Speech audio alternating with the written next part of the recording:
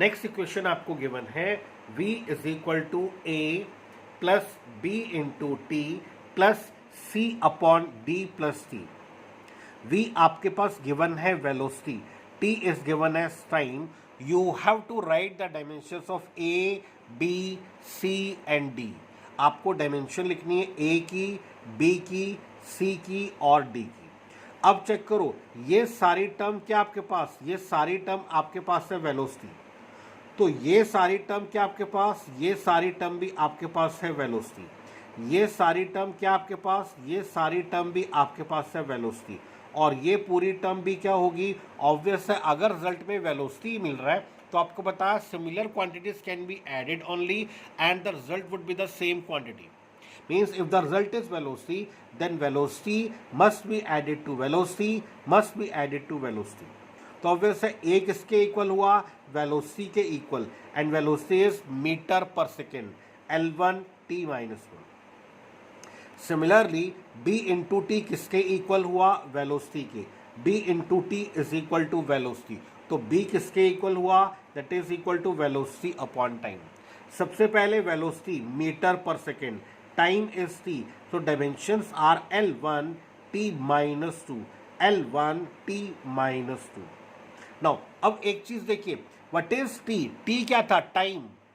Time में क्या add हो सकता है, टाइम में सिर्फ टाइम ही ऐड हो सकता है, तो ऑब्वियस है d किसके इक्वल होगा, this d is equal to time, तो this d is equal to time. अब एक बात और देखिए, टाइम में क्या ऐड हो सकता है, सिर्फ टाइम, एंड टाइम में जब टाइम ऐड होगा तो रिजल्ट में भी क्या मिलेगा, रिजल्ट में भी टाइम ही मिलेगा। तो c अपॉन टाइम, ये पूरा का पूरा टाइम ही है, c upon time is equal to velocity, c upon time, the c upon time is equal to velocity, c upon time is equal to velocity.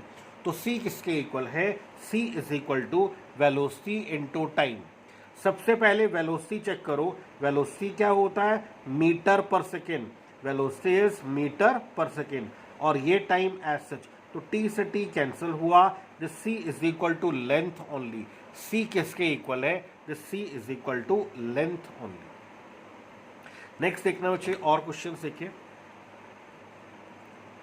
f is equal to a root x plus B T square, right the dimensions of a and b।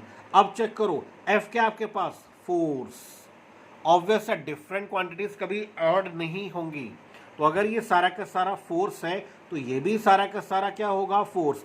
x अपने आप में displacement है, t अपने आप में time है, तो अगर ये सारा का सारा फोर्स है, ये पूरी quantity this would be equal to force, ये सारी क्वांटिटी फोर्स के इक्वल होगी, तो ये सारा का सारा क्या होगा, force.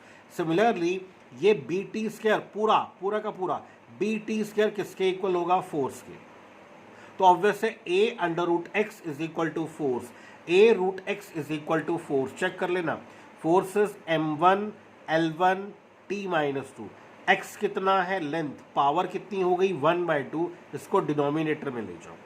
So dimensions are m1 l की पावर 1/2 t की पावर -2, m1 l की पावर 1/2 t की पावर -2, तो आपको a मिल गया m1 l raise power 1/2 t raise power -2। Similarly b into T square किसके इक्वल है, फोर्स के, तो b into T square is equal to force, and force is mass into acceleration is metre पर second square. Force को क्या लिखोगे, mass is m, acceleration is metre पर second square.